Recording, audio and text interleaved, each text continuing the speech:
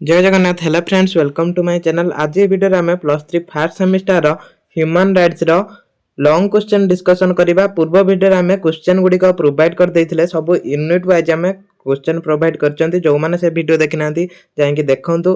आ एत्ती की जो selection question रहउची एत्ती की पढी के जांतु, देखिबे यादरो आपनकर सेमिस्टर एग्जाम रो क्वेश्चन आसीबो। तो यादरो कोन करिबा, हमें जो क्वेश्चन तैयारी करथिले तार ए वीडियो रे हमें यूनिट 1 नो आंसर सब डिस्कशन करिबा। देखो आगे आम देखा कौ गुड़ाक आम पढ़ी सारी जो गुड़िक आम डिस्कसन कर सारी से गुड़ाक आप कौटी पाइबे मुझे वीडियो आपको कहीदे। देखो प्रथम कथा आम देखा कौड़ाक आम डिस्कसन कर देखो ये जो मानविक अधिकार अर्थ वैशिष्ट गुरुत्व यहाँ तो आम डिस्कसन कर देखिए प्ले लिस्ट आपको सब मिल जाव। प्ले लिस्ट कौटी पाइबे मुझे कहीदे। भारत मानविक अधिकार विवर्तन ऐतिहासिक विकास विषय यहाँ पढ़ी तीन पीढ़ी मानविक अधिकार पढ़ी सब। देखो डिस्क्रिप्शन भी लिंक देदेमी है, डिस्क्रिप्शन लिंक देदेमी। प्ले लिस्ट कौटी मिल आपको कहीदेमी। तो वीडियो पूरा लास्ट जाए देखो। मानव अधिकार सार्वजनीनता एवं सांस्कृतिक विविधता यहाँ आम क्लास करनथिले। तादिर मानव अधिकार तत्व विषय लेख एटा आम क्लास कर केवल आमर यहाँ रही जोटा 4 नंबर क्वेश्चन अच्छी मानव अधिकार सार्वजनीनता एवं सांस्कृतिक विविधता उपर एक प्रबंध लेख। तो यहाँ आम ये वीडियो प्रोवाइड करदे। देखो पूर्व वीडियो जो मैंने देखी ना जाकि देखी ने यही लॉन्ग क्वेश्चन भीतर आसो। तो से वीडियो कौटी पाइबे मुझे आपको कहीदे। देखो प्रथम आम चैनल को जिबे, जय जगन्नाथ स्टडी चैनल को जिबे। तापर ये जो प्ले लिस्ट ऑप्शन आछि ए प्ले लिस्ट ऊपर आप क्लिक करेंगे। प्ले लिस्ट ऊपर क्लिक कर सारा पर ये जितकी भी प्ले लिस्ट अच्छी सब जाक प्ले लिस्ट ये शो कर। तो ये तौक जी ह्यूमन राइट्स प्ले लिस्ट खोजे से आपको सब जाक वीडियो मिल।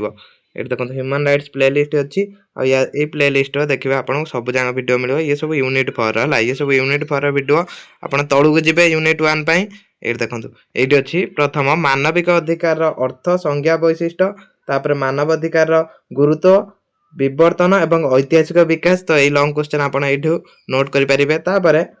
ये 3 पीढ़ी मानविक अधिकार अच्छी, तो से 3 पीढ़ी मानविक अधिकार पढ़े। मानव अधिकार तत्व पढ़े। खाली आमर आउ गोटे क्वेश्चन रही जोटा आम ये डिस्कसन करदे। तो नोट समस्ते करनी।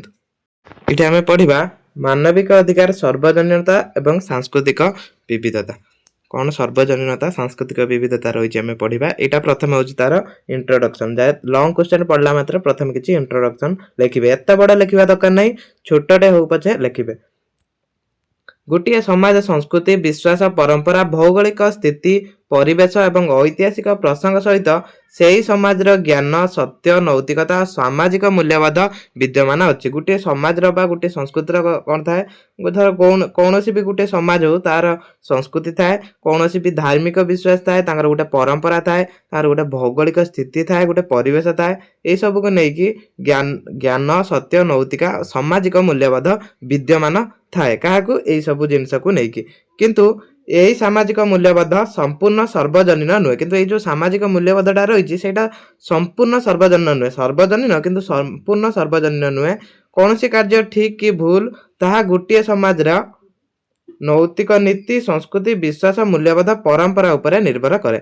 कौटा ठीक कौटा भूल से कौन करे, गोटे संस्कृतिर कौटा भूल कौटा ठीक से कौन करती संस्कृति उपरे परंपरा नीति उपरे से निर्भर करती। कौन सी कार्य गोटे सामाजिक मूल्यबोध भाव ठीक हो पारे किंतु अन्य समाज पाई भूल हो पारे। धर आम समाज कौटा तो सेमती कौन अन्य समाज सेटा डिफरेंट माने भिन्न भिन्न रुहे। तो से कहला सामाजिक मूल्यबोध भाव गोटे समाज सामाजिक मूल्यबोध भाव ठीक हो पारे किंतु अन्य समाज पाई सेटा भूल हो पारे। समाज नियम अनुसार से चलुवे। उदाहरण स्वरूप पाश्चात्य संस्कृति जनसंख्या को नियंत्रण करने परिवार योजना ग्रहण करे किंतु इस्लाम संस्कृति यहाँ विरोध करे। पारिवारिक योजना माने कौन, धर गोटे परिवार केतेटा रही पारे, फैमिली मेंबर केते रही, धर केते जन्महार केमिति कमा हम, तो सही सब किंतु इस्लाम संस्कृति कौन करे सेटा को विरोध करता है।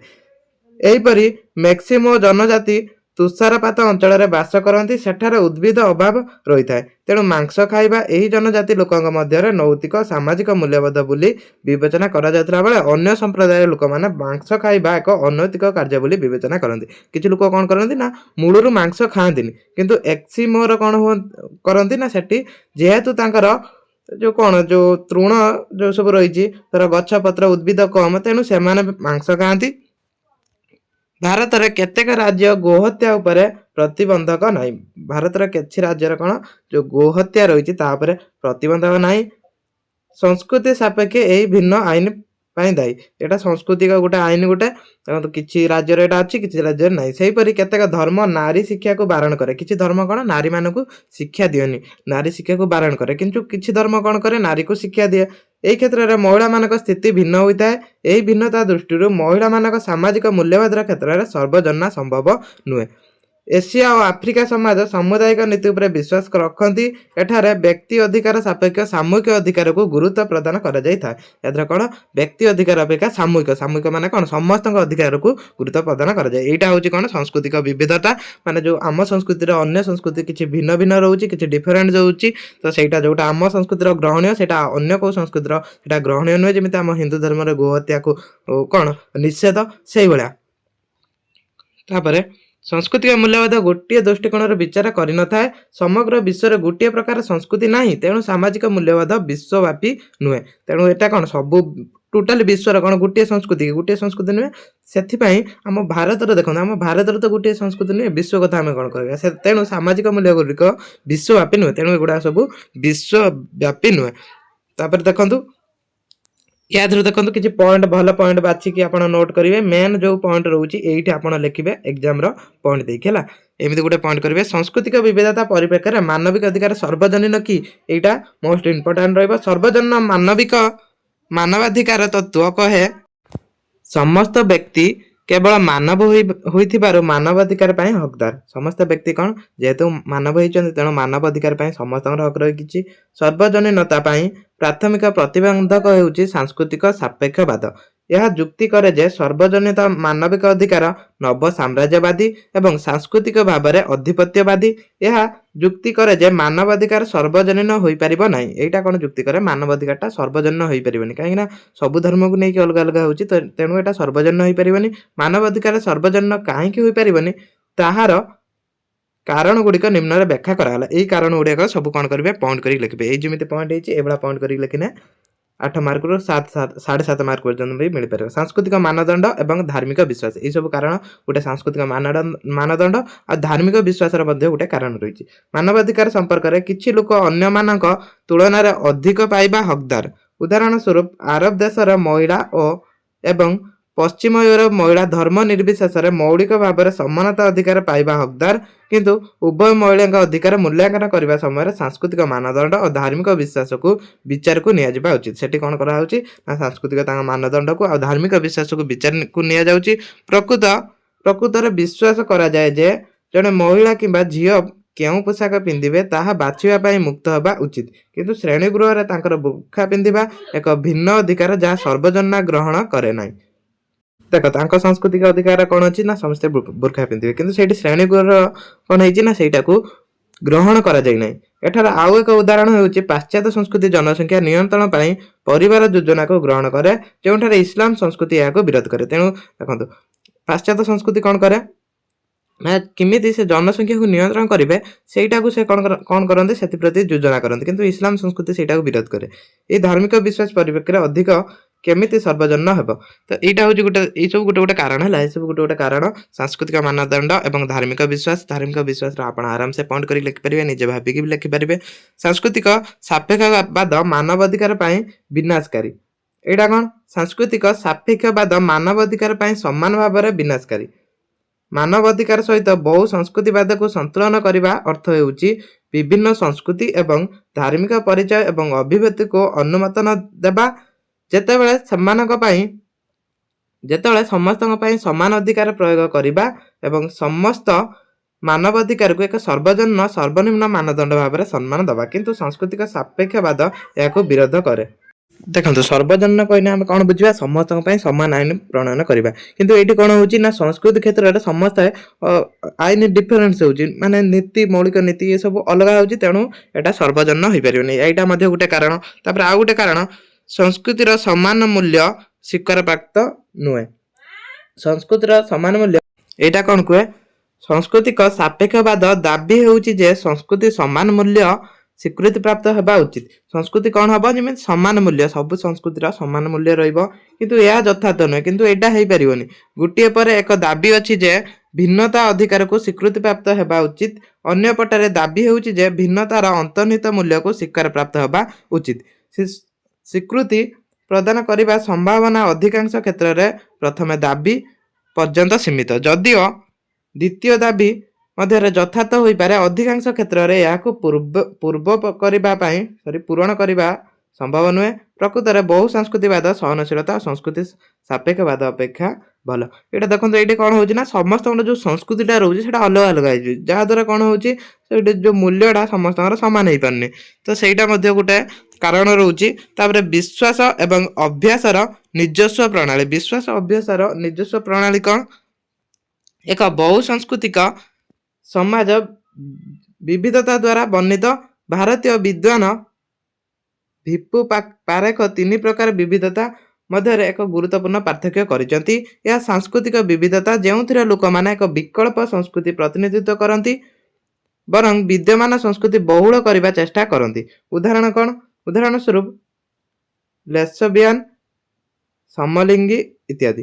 ଏହି ବିବିଧତା ଦୃଷ୍ଟିକୋଣ ଯେଉଁଥିରେ ଲୋକମାନେ ପ୍ରଚଳିତ ସାଂସ୍କୃତିକ କିଛି କେନ୍ଦ୍ରୀୟ ନୀତି କିମ୍ବା ମୂଲ୍ୟବୋଧର ଅତ୍ୟନ୍ତ ସମାଲୋଚନା କରନ୍ତି ଏବଂ ଏହାକୁ ଉପଯୁକ୍ତ ରେଖା ସହିତ ପୁନର୍ଗଠନ କରିବାକୁ ଚେଷ୍ଟା କରନ୍ତି। ତ ଏଇସବୁ ରହୁଛି କ'ଣ ଗୋଟେ ଗୋଟେ କାରଣ।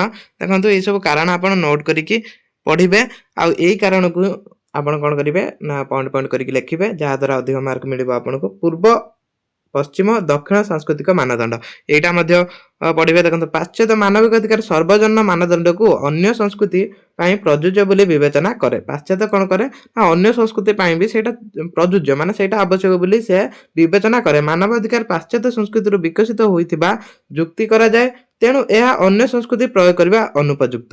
ସେଇଟା କ'ଣ ହୁଏ ନା ଯେଉଁ ମାନବାଧିକାରଟା ପାଶ୍ଚାତ୍ୟ ସଂସ୍କୃତିରୁ କ'ଣ ବିକାଶ ହେଇଥିଲା ବୋଲି ସେମାନେ ମତ ବ୍ୟକ୍ତ କରନ୍ତି। ତାପରେ ପାଶ୍ଚାତ୍ୟ ଦେଶମାନଙ୍କ ପାଇଁ ସଂସ୍କୃତି ଅଧିପତ୍ୟ ଅସ୍ତ୍ର। ତ ଏଇସବୁ ଗୋଟେ ଗୋଟେ କାରଣ, ଏଇସବୁ କାରଣ ଲେଖିବେ। ଦେଖନ୍ତୁ, ଆମେ ସବୁ ଯାକ ଯେତିକି ବି ଲଙ୍ଗ କ୍ୱେଶ୍ଚନ୍ ଅଛି ଆମେ ଡିସ୍କସନ୍ କରିବା, ତ ସେଥିପାଇଁ ସମସ୍ତେ ଚ୍ୟାନେଲକୁ ସବସ୍କ୍ରାଇବ୍ କରନ୍ତୁ। ତାପରେ ଆମେ ସେକେଣ୍ଡ ସେମିଷ୍ଟାର ମଧ୍ୟ କ୍ଲାସ୍ କରିବା।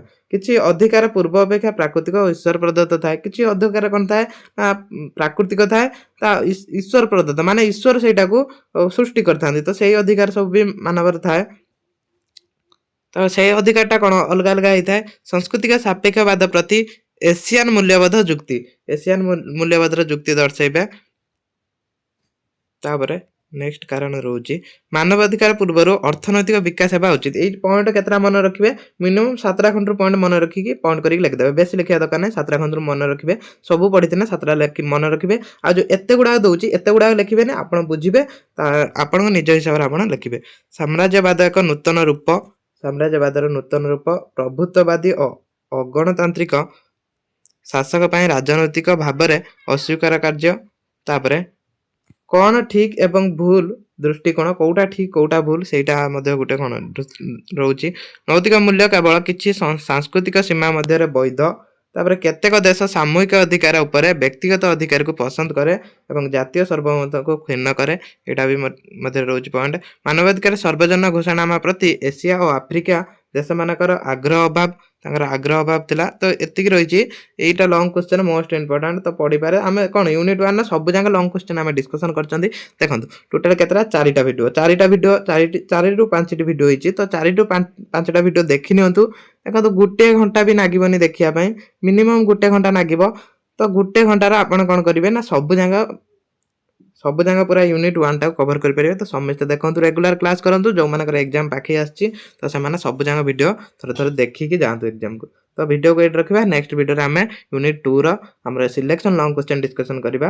ଜୟ ଜଗନ୍ନାଥ।